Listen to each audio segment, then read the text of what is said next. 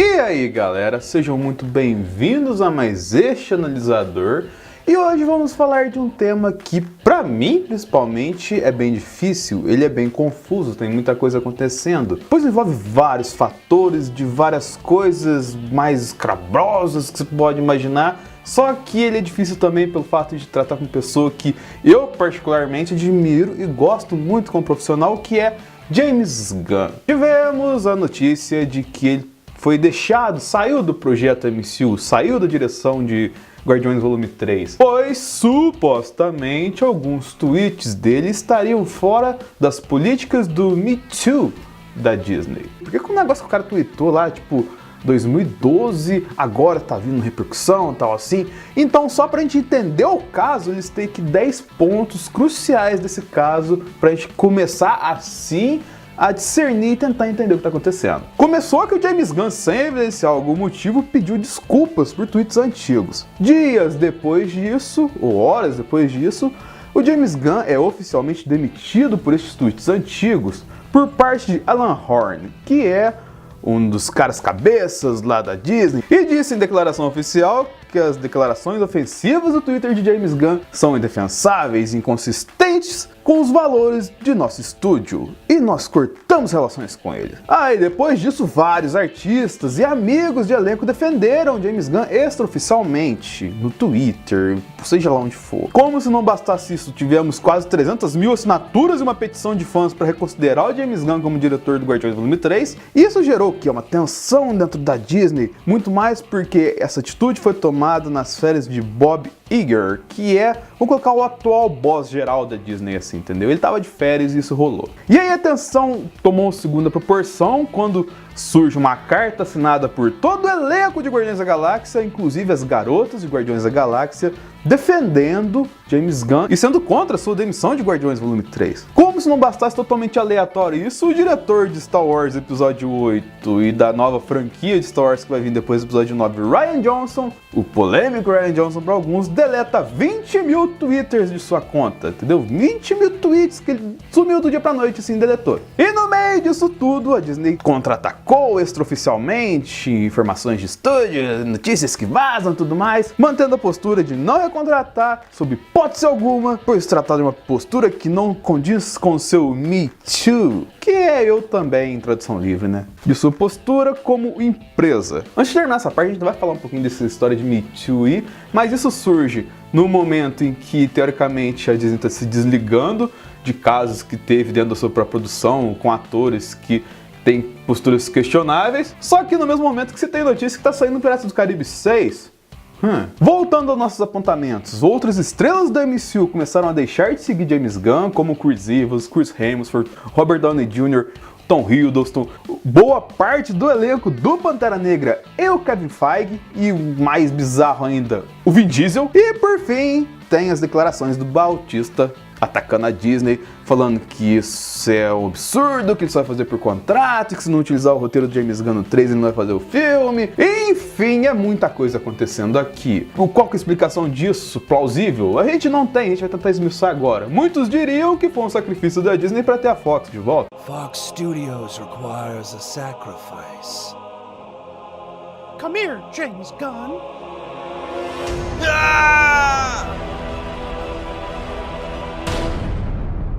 Pra gente seguir uma linha de raciocínio inteligente, bacana, para tentar entender todo esse cenário aqui, a gente tem que falar primeiro de quem era James Gunn antes da Disney. Pois os polêmicos tweets ocorreram antes de ser contratado para trabalhar pela Disney. O último tem data de 2012, o primeiro semestre de 2012. E a produção de Guardiões da Galáxia foi só oficializada no meio de 2012 e a contratação de James Gunn foi oficializada no final de 2012. Mas qual era o conteúdo desses tweets? Eu não vou falar aqui exatamente os tweets, ler as piadas maldosas que ele fez, porque elas de fato são muito pesadas. Elas vão desde todos os graus de níveis possíveis de abusos sexuais, até passando por piadas com deficientes mentais e racistas e coisas de um gosto muito peculiar, muito nonsense, assim, entendeu? Pra tentar sintetizar pra você, assim, é como se fosse uma espécie de humor do Rick and Morty mal feito. Sendo que o humor do Rick and Morty bem feito é bem ofensivo também, mas não vem ao caso. Porém, no atual momento a gente só tem os tweets, a gente não tem nenhuma acusação, crime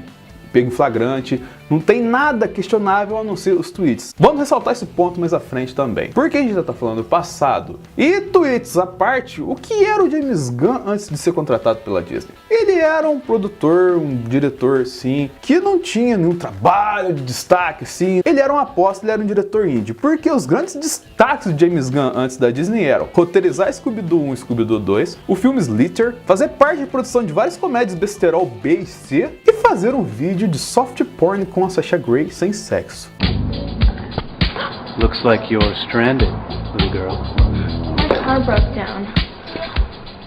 I need help. Maybe I should check your engine.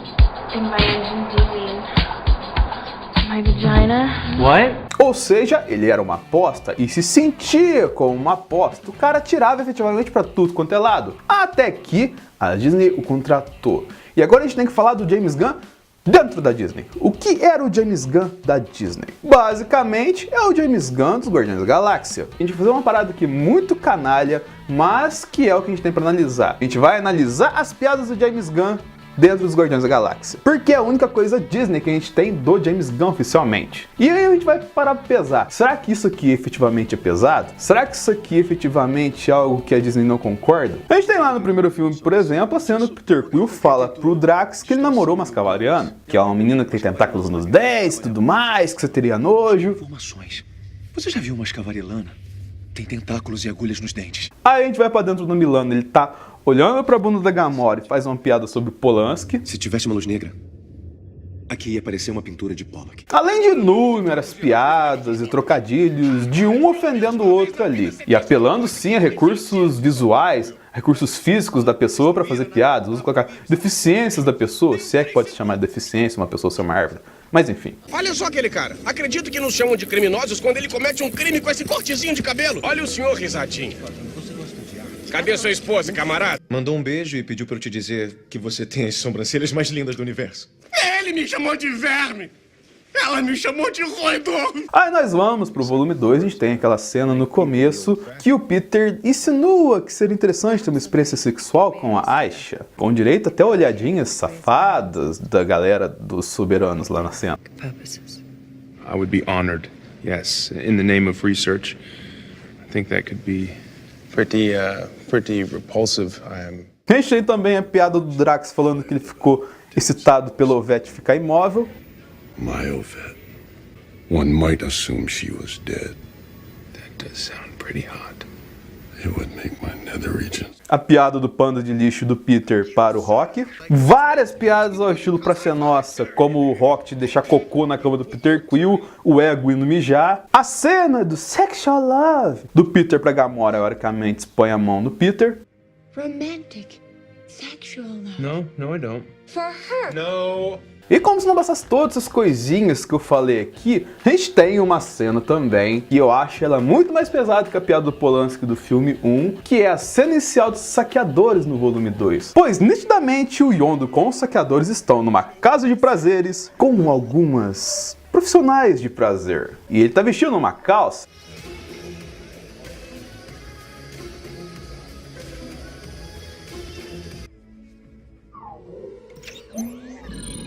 Logicamente, toda essa leitura que eu fiz aqui, você vai olhar agora de novo pro James Gunn como fosse um canalha, como ele faz esse tipo de piada, um cara pesado. Só que a gente tem que reconhecer e parar pra analisar uma coisa. A gente tá falando de criaturas espaciais. Quando o Drax fala que a Mantis é nojenta, ele não tá falando que uma mulher é nojenta. É um alienígena roxo avermelhado falando que um híbrido de inseto com seja lá o que for a Mantis é nojento. E nem é, porque é uma piada. Tanto que é uma piada no filme, quanto que é uma piada no que o Drax acha em relação a Mantis. Ou seja, tem várias piadas nesse aspecto, várias coisinhas colocadas assim, que se a gente olhar canalhamente, isoladamente, vai achar, nossa, o James Gunn pegou pesado. Mas que não é, porque ele tinha a liberdade literal pra fazer isso, entendeu? Pra mostrar essas diferenças entre raças. Infelizmente a gente tem essas diferenças mesmo na nossa raça, quem dirá em uma raça alienígena, entendeu? Mas a questão principal aqui é que tudo isso que eu citei aqui, por mais bizarro que pareça, passou pela aprovação da Disney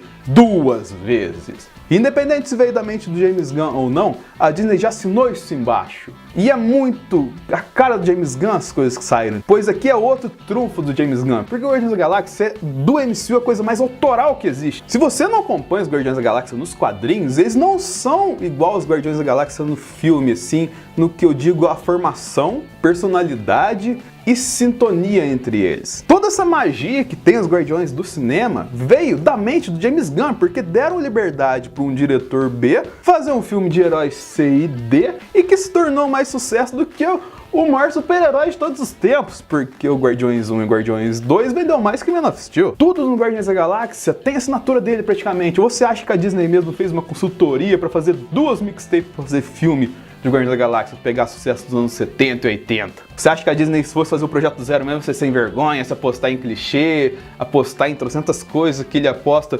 de narrativa de filme básica mesmo, que é colocar um amor de família ali, o casalzinho se formando, piadas. Analisado o lado do James Gunn, agora a gente também tem que olhar o lado da Disney. A gente já atacou demais a Disney, agora vamos olhar o lado da Disney nessa história, entendeu? Por que que ela até certo ponto tem a sua razão de fazer isso. Vamos começar isso olhando pra frente, pro futuro, principalmente o futuro do MCU, as grandes tendências do MCU. A gente pode pegar, tivemos 3 filmes esse ano: Pantera Negra, Guerra Infinita e Homem-Formiga e a Vespa. Desses 3, 2 filmes são totalmente ligados a representatividades. Pantera Negra, nem preciso falar, o maior sucesso de um filme de solo de super-heróis, e a gente tem todo um programa falando sobre isso, várias coisas falando sobre isso que eu vou deixar na descrição pra vocês. E aí a gente tem o Homem-Formiga e a Vespa, onde a grande estrela do filme é a Vespa, não o Homem-Formiga. Ou seja, o futuro do MCU vai ser apostar nas minorias, na galera que não teve vez nesses primeiros 10 anos. Reflexos disso são a confirmação de um filme da Viúva Negra, no momento onde todo mundo da primeira leva dos 10 anos de MCU tá saindo, a Viúva Negra vai ganhar um filme solo, e principalmente aquela que vai ser a nova comandante dos próximos 10 anos da MCU, que é a Capitã Marvel. Ou seja, o futuro da MCU vai ser muito mais ligado a essa questão de você olhar pra galera que era oprimida e esquecida nos primeiros 10 anos e dar esse papel, dar esse destaque que eles efetivamente merecem. Pelo menos agora vai chegar, entendeu? E talvez as posturas de James Gunn não condiziam com essa nova postura do MCU daqui pra frente. MCU de lado, agora vamos olhar pra Disney efetivamente. Pois na Disney atual a gente tem 2 casos muito interessantes e pesados. Primeiro, que é o do John Lasseter, que é um dos caras que é uma das grandes mentes criativas e um dos grandes responsáveis por Pixar dar certo, por Disney Animation dar certo. E ele foi colocado de escanteio por acusações de assédio e abuso nas produções da Disney e na vida pessoal do John Lasseter. Ou seja, por mais que você seja um cara que seja responsável por fazer uma das coisas mais maravilhosas do mundo, logicamente você não tem que ter perdão se é comprovado que você fez determinada coisa, entendeu? Ele é um cara que fez carros, é um cara que fez Toy Story, é um cara que fez Vida de Inseto, e ele tá fora da Disney porque ele foi um idiota, um imbecil, quanto mais comprovadamente. E além disso, ainda temos o caso da Rashida Jones, que era a produtora executiva e diretora do Toy Story 4 e que abandonou o projeto, pois dentro da Disney ela disse não ter muitos negros e mulheres na produção trabalhando com ela. Infelizmente, se você pesquisar, você vai ver que é verdade. Infelizmente, ainda tem uma superioridade branca dentro da Disney que é totalmente imbecil nesse aspecto e machista. E olhar pro passado da Disney então, cara, você vai ver muita coisinha. Quantas e quantas vezes você pode ver animações, umas animações que foram refeitas e mudaram a cor de pele, reduziram tamanhos, alteraram proporções ali pra não ser algo segregável, pra não ser algo preconceituoso, pra não ser algo xenofóbico. E isso é muito da postura da Disney, teoricamente do Me Too. Mas quanto mais você vasculha o passado da Disney, logicamente mais coisa errada você acha. Se um dia você quiser entender por que o passado da Disney condena, pesquisa o que é a Canção do Sul. Essa animação vai fazer você entender muita coisa. Então vamos falar assim, a Disney quer efetivamente fazer uma caça às bruxas? Ok, faça a caça às bruxas. Porém tem um fator muito interessante aqui e que eu não quero considerar como válido, mas que ele ligaria muitos pontos. E eu tenho que citar para vocês aqui, que é o fator Donald Trump. Infelizmente a gente vai ter que falar de política aqui. Esse ano explodiu um caso da Cambridge Analytica no Facebook, com vários casos de manipulação de resultado em eleição, em cima de feito de marketing e de captura captura de dados de você, caro padawan que está na internet, de modo ilícito, para fazer campanhas de publicidade. Casos que a Cambridge teve sucesso foi o Brexit e o caso da eleição de Donald Trump nos Estados Unidos, que muita gente até hoje se pergunta como que ele chegou ao poder nos Estados Unidos. E uma vez com esse cenário bizarro estabelecido na cultura americana, vários artistas se manifestam publicamente contra a eleição de Donald Trump e contra as posturas de Donald Trump, que de fato é uma pessoa bem questionável e que fez coisas muito piores que James Gunn já fez. E obviamente uma delas é James Gunn, é um cara que sempre atacou Donald Trump. Porém, em tudo que você faz, você tem um time A e um time B. Você sabe muito bem como é que funciona a política no Brasil, quem dirá lá fora. E, logicamente, temos defensores de Donald Trump aqui. Então, provavelmente, em algum momento nessa história, assim, o James Gunn falou alguma coisa do Donald Trump. Essas pessoas a favor de Donald Trump fizeram um raio-x nos tweets do James Gunn, começaram a achar esses tweets bizarros do James Gunn e trouxeram à tona novamente. A Disney viu, fugiu a postura do Me Too que ela fala que tem e lixou o James Gunn pra fora, entendeu? Ou seja, o James Gunn pode ter sido alvo de ataques cibernéticos de haters da internet. Sim, é possível, é bizarro e é provável. Eu não assino embaixo porque eu ainda acredito que uma empresa como a Disney não ia cair numa coisa dessa, apesar de todos os pontos que a gente citou no vídeo. Mas aqui, chegando nesse cenário, James Gunn não está mais no Guardiões da Galáxia, o roteiro provavelmente deve ser descartado até o momento, a gente não sabe, notícia nova pode ser a qualquer momento. E agora a gente tem que achar um substituto para James Gunn no Guardiões da Galáxia. Começaram a sair notícias e prováveis nomes. Taika Waititi, de Thor Ragnarok, Jon Favreau, de Homem de Ferro 2 e trocentas coisas que ele fez junto com a Disney também, Mowgli, cacete. E os irmãos Russo.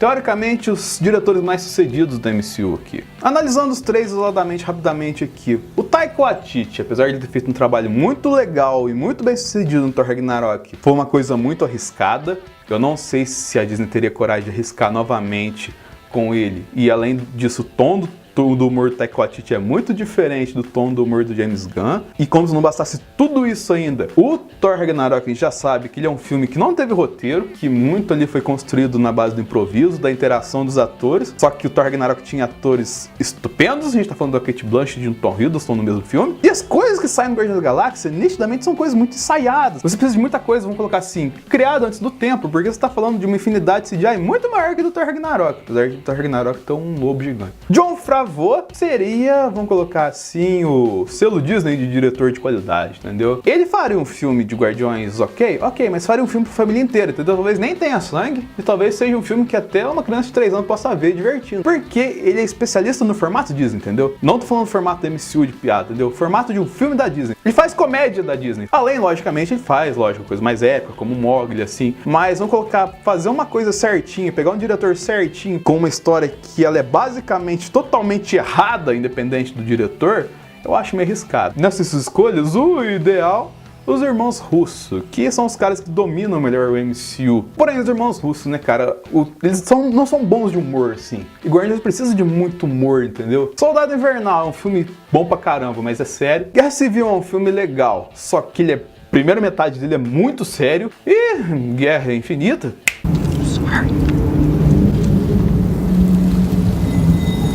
Os dois que eu desejo não poderiam estar aqui, mas eu tenho que citar ele. Edgar Wright, filme de envolvimento, sim, marcante, empolgante, sim, que vai fazer se vibrar e vidrar na tela, assim como o Guardiões da Galáxia faz com a gente.